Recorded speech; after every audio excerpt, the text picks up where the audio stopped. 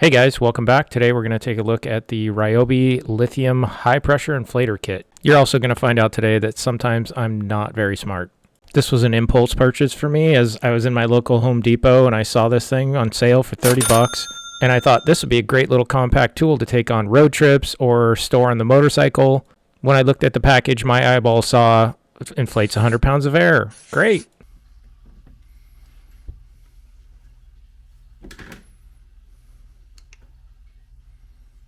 I had just taken it out of the package and I was just kind of checking it out here, seeing what it's all about.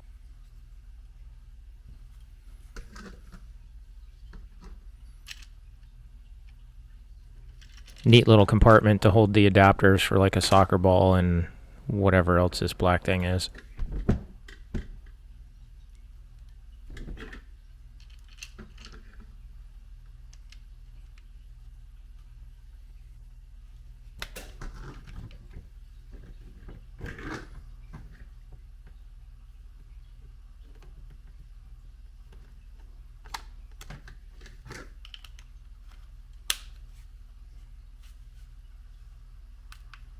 You know me, I'm a sucker for flashlights. Of course, like every compressor I've ever met, it's loud. And since I just took it out of the box, the battery's not fully charged, so let's fully charge it and test it. Flashes green when it's charging and solid green when it's full. Let's let all the air out of the Honda car tire and see how quickly it'll pump it back up to 32 pounds of air. For the control test, let's use my Husky air compressor. Not fair, I know.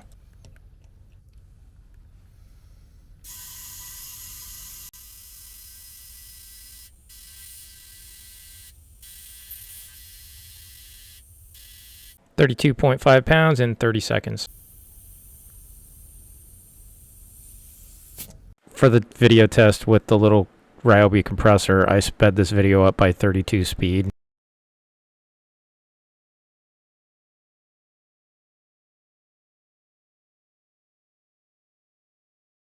I had to keep switching fingers when I was inflating the tire because my fingers were going to fall off.